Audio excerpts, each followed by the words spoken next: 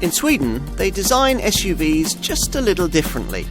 Take this one, Volvo's XC40, a contender that's much more than just a smaller version of the brand's larger models. It gets its own CMA platform and some very distinct design to set itself apart. The result is an interesting alternative to more mainstream premium branded compact SUVs like BMW's X1 and the Mercedes GLA, and one you might rather like. Volvo SUVs aren't generally burdened with customer expectations of super sharp handling dynamics, but they absolutely must ride with decorum, function with refinement, and be relaxing to use. If that defines the minimum requirement here, then I'd say the XC40 slightly exceeds it, without ever really allowing any degree of driving enjoyment to get in the way of its day-to-day duties. Few segment rivals manage to be much different, and offhand, I can't think of any of them that ride much better than this car over poor surfaces. Tarmac tears, expansion joints and speed humps are dispatched with the kind of confidence you might more ordinarily expect from a much larger model. All of which means that on the test drive your first impressions will probably be quite positive.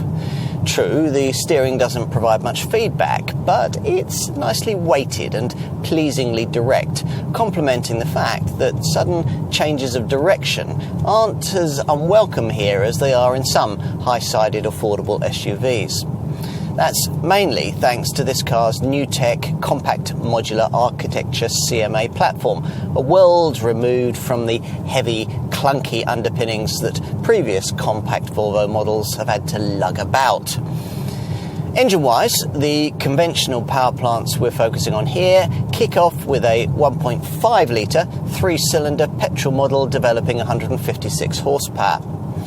Most buyers, though, will want one of the 2-litre units, probably the 150 horsepower diesel D3, because it gives you choice: front or four-wheel drive, manual or auto transmission.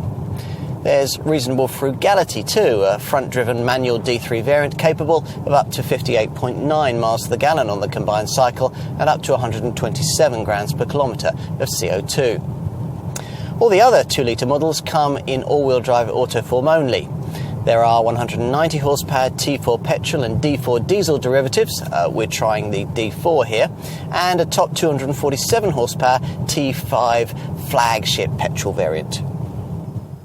The obvious way to style this car would simply have been to merely shrink the themes established with Volvo's larger SUVs. That's usually what competitors do. But British XC40 designer Ian Kettle wanted this car to be different, which is why we've got this, a concept inspired by the small robots he used to watch in science fiction films. Curvy conformity is replaced by chunky cuteness with a Transformer-like vibe. Not everyone will like it, but then if everyone did, it wouldn't be such an interesting piece of design. Let's take a seat up front. A dose of crushing conventionality here would have been a disappointment after the extrovert exterior. Fortunately, that's not what's been served up. Instead, you get digital dials, a dose of Swedish minimalism, and door cards made out of a weird felt, apparently fashioned from recycled drinks bottles.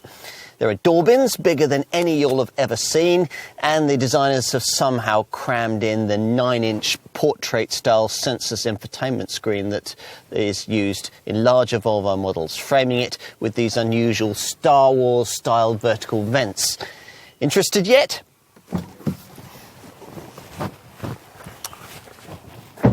Time to try out the back. Headroom's generous, even if you've got this panoramic glass roof fitted.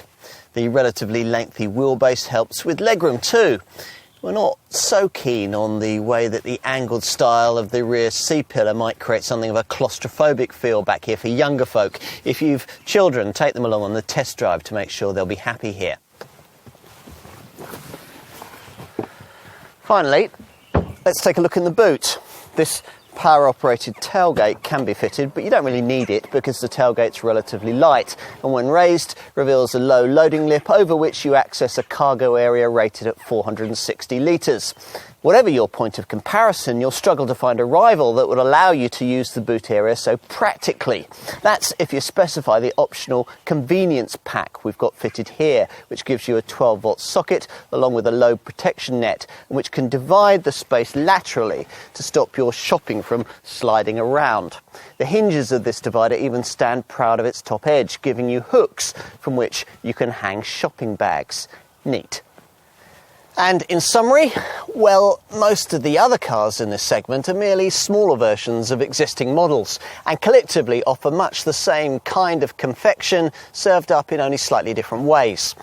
In selecting between them, your decision will probably come down to things like price and spec. In contrast, you choose an XC40 because you really wanted to, because it offered something you simply couldn't get elsewhere, something a bit more unique when it comes to this class of car. If that's what you want, Volvo thinks it has a contender that'll interest you very much.